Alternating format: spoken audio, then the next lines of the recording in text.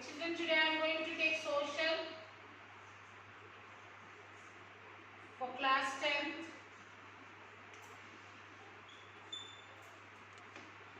Okay, lesson 3, production and unemployment.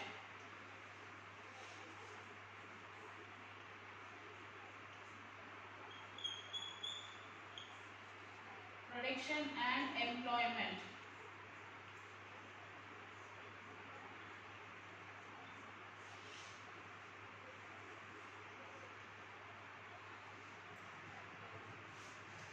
So in the last class we have learned how this different sectors contribute to gross domestic product, that is GDP. So far we have seen how different sectors contribute to gross domestic product of India and also realize the comparative importance of the three sectors. This helps us to analyze the shifts that take place or don't take place for both production and employment. For our country, we don't see substantial shift in employment, and to explore this, we use another method of classification focusing on the nature of employment. That is, the classification discussed below emphasize the problem of employment and the associated conditions of work even more starkly. Okay, now we will see this, children. Here a person called Narasimha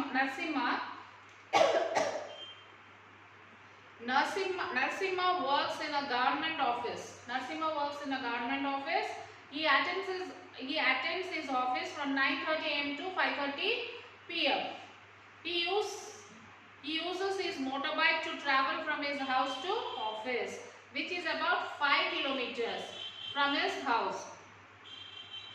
He gets his salary regularly at the end of every month, deposited in the bank amount. So he'll get the salary at the end of every month, and the amount will be deposited in the bank account. In addition to the salary, he also gets provident fund, PF, as per the rules laid down by the government. As the government has issued a rule that every employee working should be paid the PF, provident fund. So this will be cut down from the salary which the employer gets, and the remain, for example, the 100 rupees is cut down from the employer's salary. The employee will contribute 100 rupees. Altogether 200 will be paid in PF office. And then when a person retires, or if we are paying for PF for 10 years or 12 years, we will get the pension. So this amount can be withdrawn at any time. So he is, in addition to salary, he also gets provident fund as per the rules laid by the government. He also gets medical and other allowance like medical ESI and all these things he is getting. Narasimha does not go to office on Sundays. He will not go to office on Sundays. This is a paid holiday. If he doesn't go to office on Sunday also, but it will be paid for him. On Sunday also will be paid. When he joined work, he was given an appointment letter stating all the terms and conditions of work. So when he was appointed in that company or in that factory, he was given an appointment letter in which all these rules and regulations will be given. So whereas another lady called Rajeshwari is working as a construction worker. Here Rajeshwari is working as a construction worker. She goes for work at 7 a.m. and returns home at 7 p.m. Whereas Narasimha will go to office at 9:30 and will come back at 5:30.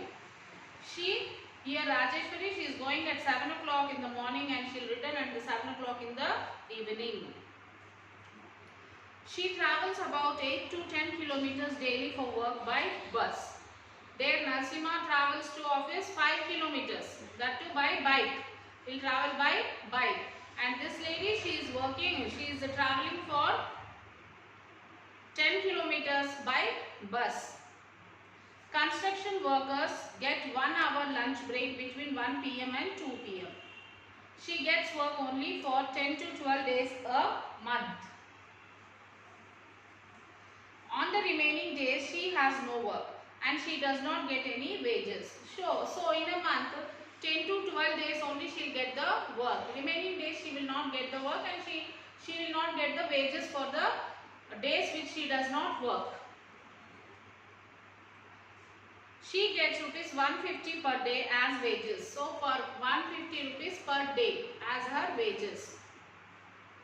Mostly she is paid the wages on the spot in the evening when she works for 3 or 4 days at the same spot. So mostly every day at the evening, at the end of the day, she will get the wages. For that day's wage she will get immediately the same day. If she is working there for 5 to 6 days in the same spot. So morning she will go at 7 o'clock, evening she will return. While returning, they will give her 150 rupees for that day's work. She is paid after the work complete. She gets more work from February to June. July to January is unseasonal.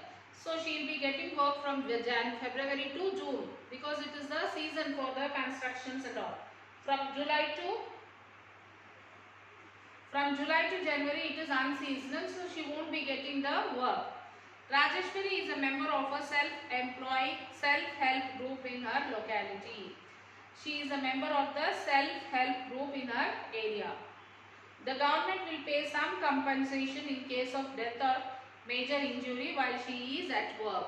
So in this group, she is joined in this group. It is the what benefit it gets means if she is died by mistake when she is doing some work in the construction work, or accidentally if she died, so the government will pay some compensation, some of the amount.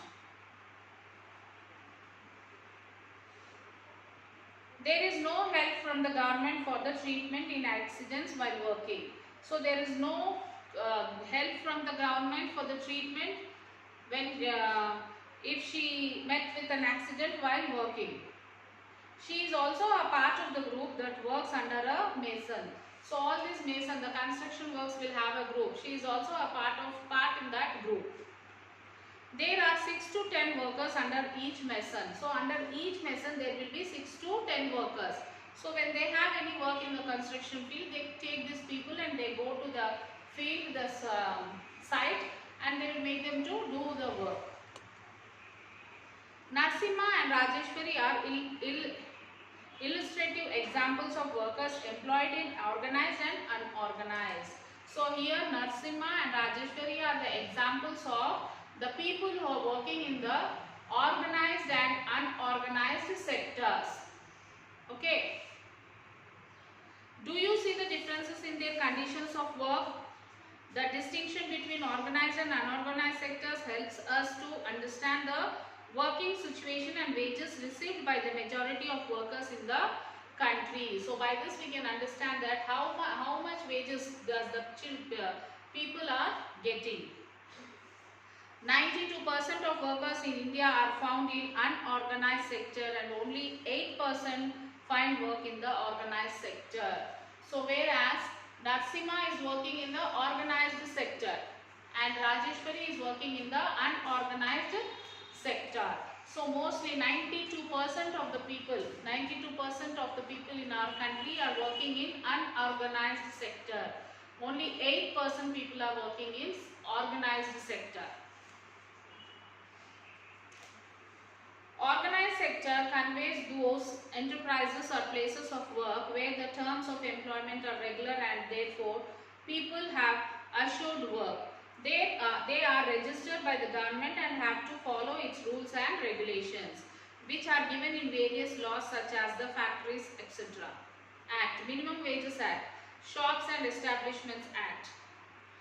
Okay, it is called organized sector because it has some formal process and procedures. Workers in the organized sector enjoy security of employment. They are expected to work only for a fixed number of hours. If they work more, they have to be paid overtime by the employer. So these are the benefits in the organized sector. If they work they can work for the limited time from morning 9:30 to 5:30. They have to work. If they work, the extra amount will be paid for overtime. If they work They also get several other benefits from the employers. They also get some other benefits also from the employers. They get paid leave payment during holidays, provident fund, etc. So during holidays, festival times, when they take leave, they will be paid for that holidays. For Dasara, for Diwali, they'll give holiday. For Ramzan, Christmas, they give holiday. For those days also, amount will be paid in the organized sector. Where is in unorganized sector? For Dasara, Diwali or Christmas, if they don't go for work, they will not get the wage for that day. And also there is a benefit of Provident Fund PF. They are supposed to get medical benefits and under the laws. The employer has to ensure facilities like drinking water and a safe working environment. Even in an organized sector, the employer will take care of the drinking water facilities and the environment. Everything will be taken care by the employer. When they retire, many of these workers get pensions as well. People who work in the government or with companies or large establishments are all in the organized sector. So the person who retires from the organized sector will get the pension. Like he won't go to office. He will be at home. After certain age, he will be retired from the sector. So he will get the pensions. Pension means he will get monthly some amount he will get from the company. The unorganized sector is characterized by small and scattered units which have remained largely outside the control of the government. There are rules and regulations, but these are not followed or enforced. Jobs here are low paid and not regular. There is no provision for overtime, paid leave, holidays, leave due to sickness, etc. Employment is not secure. People can be asked to leave without any reason when there is less work during some season. Some people may be asked to leave. A lot depends on the whims of the employer or changes in the market situation. So unorganized sector children, whereas in organized sector there will be a secure for their job also. Like as they don't remove the workers' way. But whereas in the unorganized sector there is no security of the job. Whenever the employer feel like removing them, he will remove. Okay, there is no facilities, proper facilities like medical allowance or anything. If festivals are there, there is no paid holidays. They have to stay at home without wages. So these are the things are there in the unorganized sectors. Besides the above mentioned categories, this sector includes a large number of people who are employed on their own, self-employed. Almost half the workers are self-employed.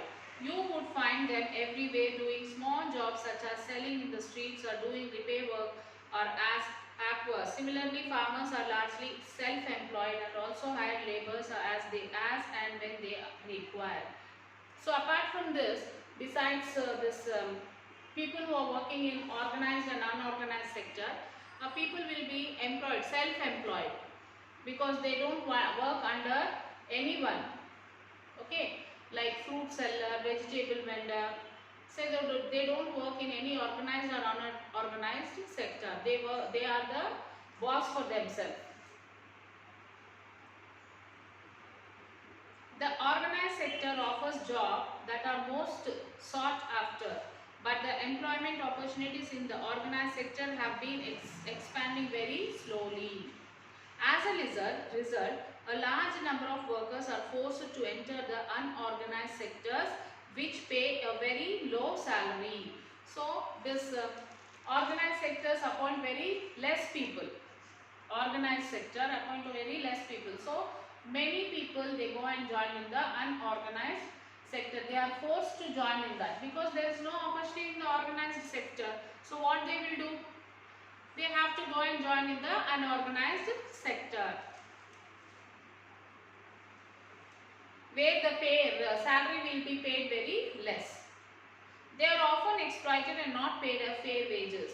Their earnings are low and not regular. So the people who work in the unorganized sector their earnings will be very less and they are not paid regularly. When workers lost their jobs in the organized sector, they are forced to take up jobs in the unorganized sector with the low earnings. So when the worker he loses a job in the organized sector, he is forced to come and join in the unorganized sectors, where he will get low earnings. Besides the need for more work, there is also a need for protection and support of the workers in the unorganized sector. Who are these vulnerable people who need protection?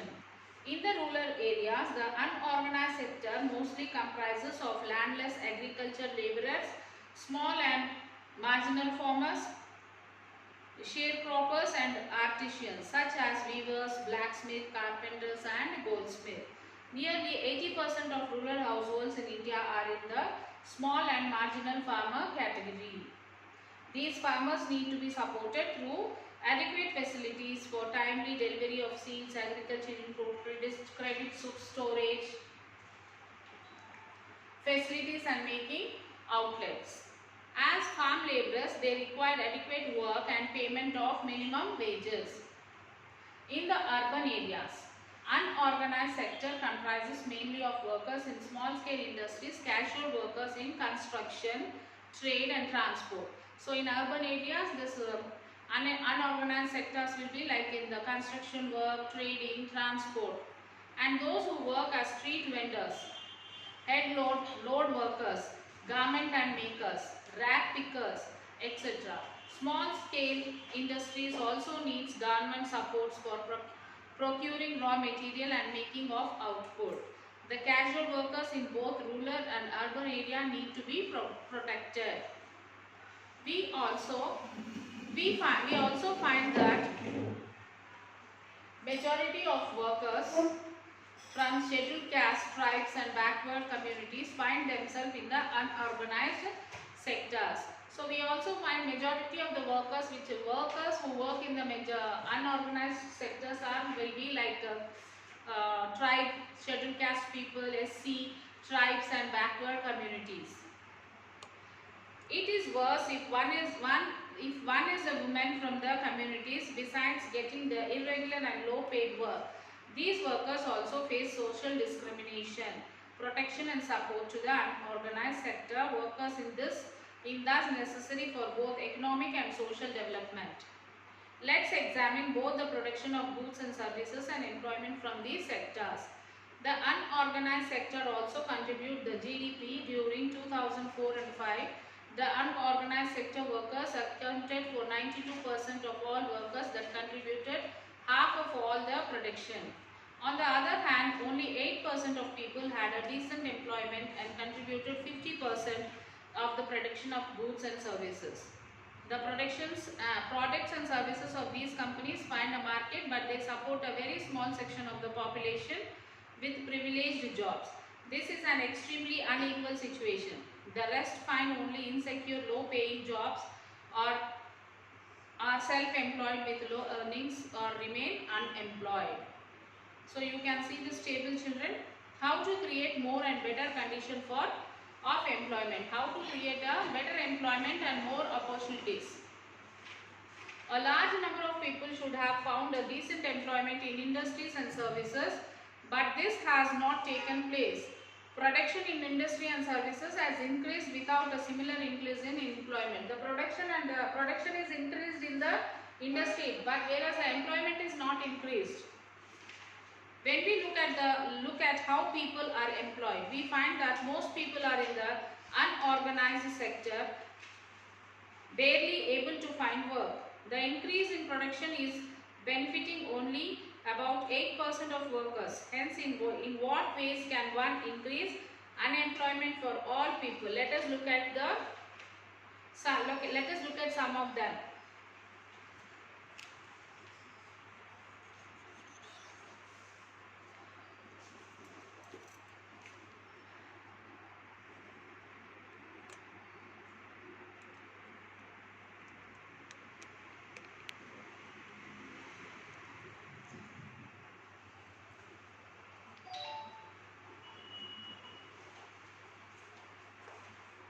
Yes, take the case of Gayatri with her 2-hectare plot of unirrigated land. The government can spend some money or banks can provide a loan to construct a well for her family to irrigate the land. Gayatri will then be able to irrigate her land and take a second crop wheat during the Rabi season. Let us suppose that 1 hectare 2.5 acres of wheat can provide employment to 2 people for 50 days, including sowing, watering, fertilizing, application and harvesting. So 2 more members of the family can be employed in our own field. Now suppose many small dams are constructed and canals are dug and irrigate many such farms. This could lead to a lot of employment generation within the agriculture sector itself, reducing the problem of unemployment. So as we have discussed about Gayatri's family, so here again if the government provide a loan or something, if government give them any loan, like they can dig the well in their plot, instead of going and getting water from somewhere far away places, if they dig well in their plot, it will be easier for them to supply water for the irrigation and sowing seeds and all these things. Like this, the employment can be increased. Now suppose Gayatri and other farmers produce much more than before, they would also need to sell some of this. For this, they may be required to transport their products to nearby towns. For example, if Gayatri is producing more products compared to before, if she is producing more products now, she has to sell that. To sell that product, she need to send to the nearby towns or cities. So to send that, what she need? She need the transport. She cannot carry that and she cannot go to the other town. So she need a transport. If the government invests some money in transportation and storage of crops or makes better rural roads so that mini trucks reach everywhere, several farmers like Gayatri who now have access to water can continue to grow and sell these crops.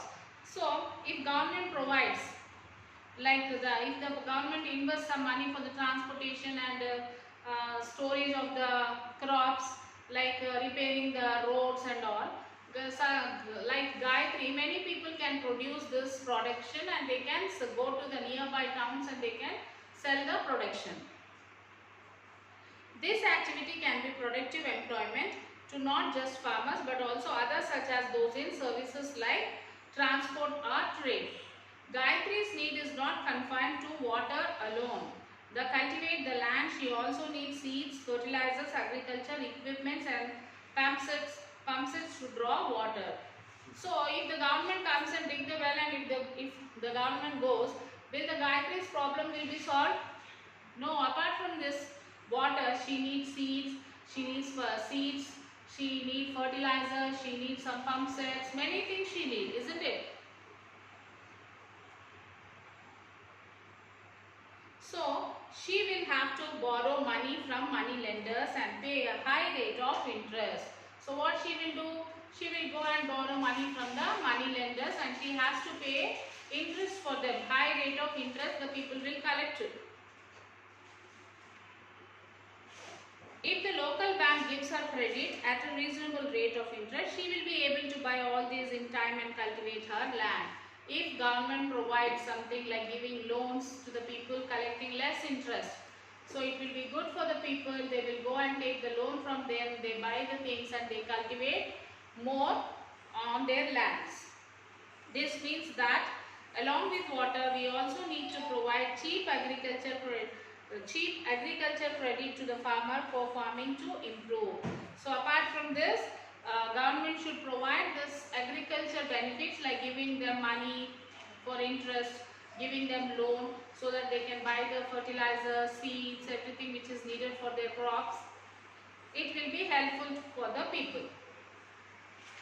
Another way by which we can tackle this problem is to identify, promote and locate industries and services in semi-rural areas where a large number of people may be employed. For instance, many farmers decided to grow millets and other cereals. Setting up a flour mill to procure and process these and sell in the cities is one such example. Opening a cold storage could give an opportunity for farmers to store their products like chilies and onions and sell them when the price is good. In villages near forest areas, we can start honey collection centers where people can come and sell wild honey. It is also possible to set up industries that process vegetables and agriculture products like tomato, chilies, mango, rice and gram, fruits which can be sold in outside markets. This will provide employment in industries located in semi-rural areas and not necessarily in the large urban areas. So this type of facilities can be suitable in the semi-rural areas, not like the urban areas. Today, we not only have to generate new employment opportunity but also train many workers to work efficiently and with machines. We should invest in many industries in both rural and semi-urban areas so that we are able to produce many more goods and services. So this is what about the production and employment. So in this lesson you have 11 question answers, children. You will have to attempt all the question answers like, do you think the classification of economic activities into primary sector, primary, secondary and service sectors is useful? Explain how. And for each of the sectors that we came across in this chapter, why should one focus on unemployment and GDP? Could there be other issues which should be examined, discussed? How is the service sector different from other sectors? Illustrate with a few examples. What do you understand by the underemployment? Explain with one example each from the urban and rural areas.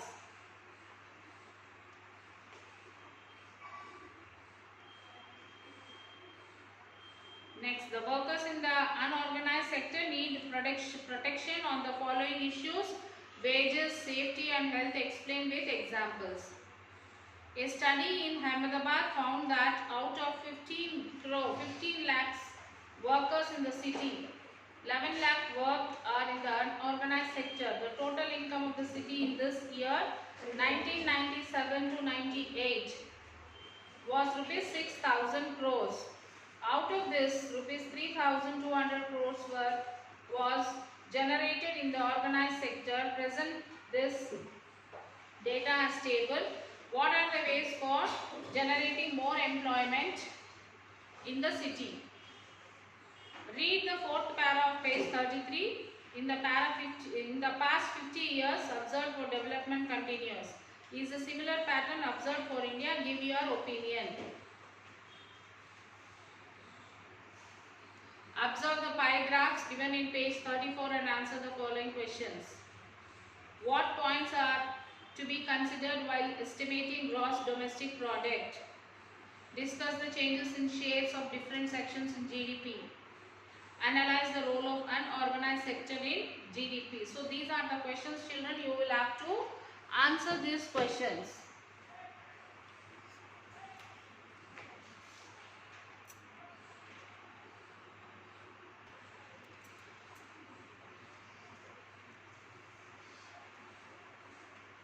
Answer all the questions, children. So let me tell you the flow chart of this lesson: production and employment.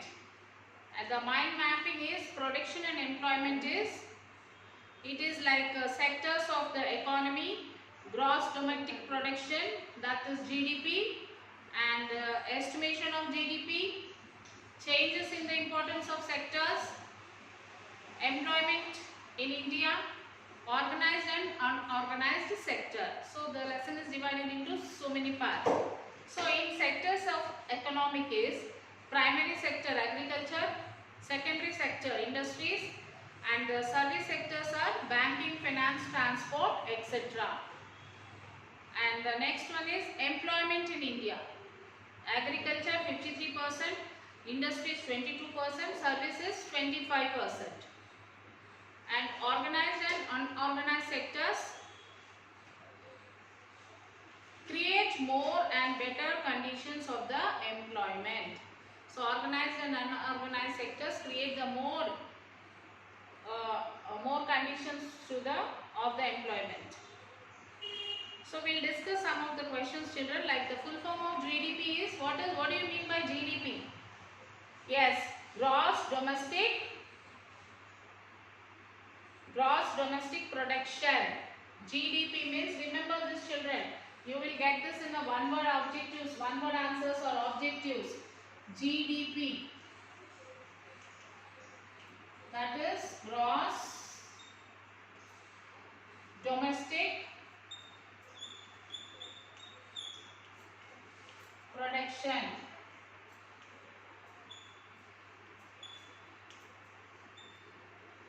Okay. The full form of GDP is gross domestic production. Next one. Security of job is the main feature of the following sector. Security of job will be there in which sector? Organized sector or unorganized sector? Yes, it will be in the organized sector. Okay. Next. Less wages and more working hours is the character of the following sector. Less wages.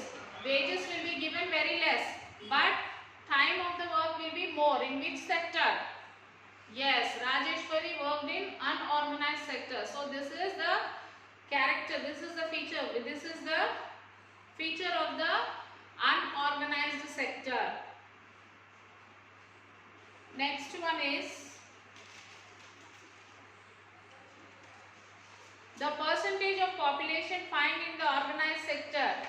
Organized sector, what percentage of the people are employed in the organized sector, children? Yes, only 8%. 8% people are working in organized sector. Remaining 92% are working in unorganized sector. Okay. Majority of workers from SC and ST communities are found in this sector. So in which sector majority of SC and ST people, community people are working? In which sector? Unorganized sector. Okay. Agriculture, fishing, forestry and mining come under which sector? Agriculture, fishing, forestry and mining come under which sector? Yes, they all come under primary sector. Manufacturing processes and industries come under which sector? Secondary sector. The activities which do not produce goods come under which sector? Tertiary sector. Services. The total value of goods and services produced in the country technically denoted as what? Listen the question, children. The total value of goods and services produced in the country technically denoted as what? As GNP, NDP, NNP or GDP? Yes, that is GDP. Okay.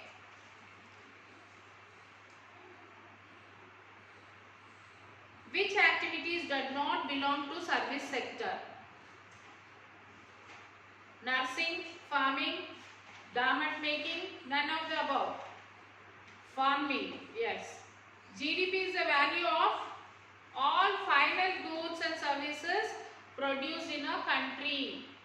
All the final goods, at the last stage, what the profit or what the amount we are getting is calculated as a GDP. Which of the following is not a final good? Car, notebook, TV, tires. Car is a final good, notebook is a final good, TV is also final good, tire is not a final good, it is an intermediate good. Okay.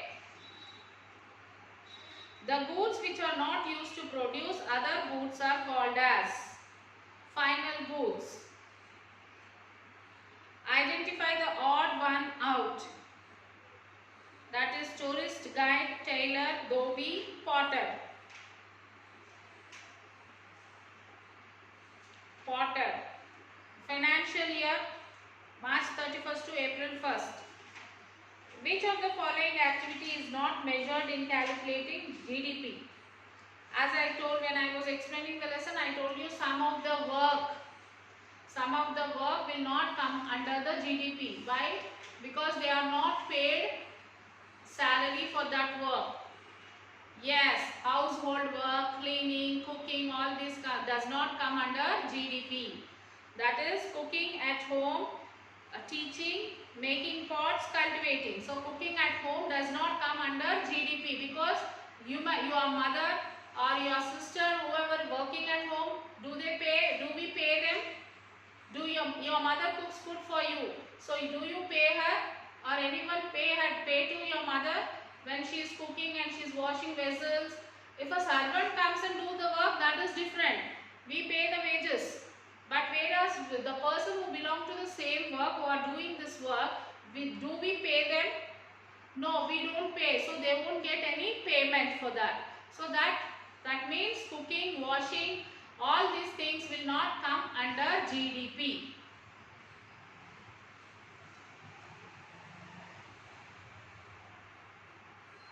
For how many years the value of final goods and services is taken into consideration to estimate GDP? One financial year. It will take one financial year. What type of unemployment is generally found in agriculture sector? Disguised unemployment. How can the private enterprises be controlled? By supervising workers' method and forcing the private management to follow the rules and terms put by the government. What is a financial year? What do you mean by financial year? The period from 1st of April of present year to 31st of March of the next year is called as the financial year. So from when the financial year starts, children? From 1st of the April to the next year up to the March 31st, this period is called as financial period.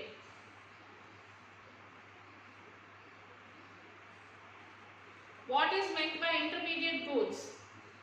Intermediate goods mean the goods which need further processing for the consumption by the consumer. So the consumption, it will be used again for the use of the consumer. That is called as the intermediate goods.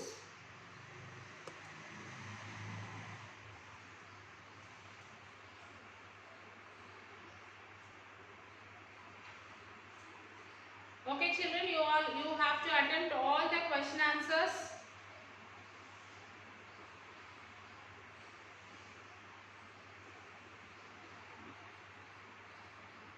Let me tell you some of the meanings for some words. That is, optimism is hopefulness and confidence about the future of success of something. Next is husk. Husk means what, children? The dry outer covering of some fruits or seeds. Apparently seeming real but not necessarily so. Potential. Qualities or abilities that may be developed and lead to success. Substantial, of considerable importance. Emphasize, give special importance to.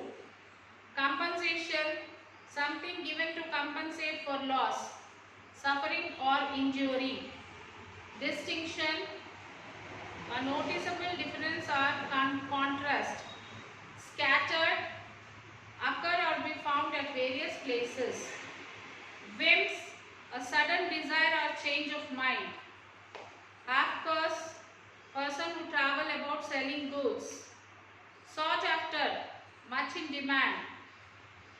Vulnerable, unguarded, unprotected, weak. Vendors, persons offering something for sale. These are the meanings of some of the words which occur in the textbook. So children, this is the end of this session. So I hope that you will write all the question answers after viewing this video and you will send it to the school mail ID. Okay children, the question answers, 11 question answers I hope are there. So write all the question answers and send it to school mail ID, that is myschoolmyhomework@gmail.com. Okay children, I will be waiting for to see your homework. Send it as soon as you finish your work. Till then, take care children.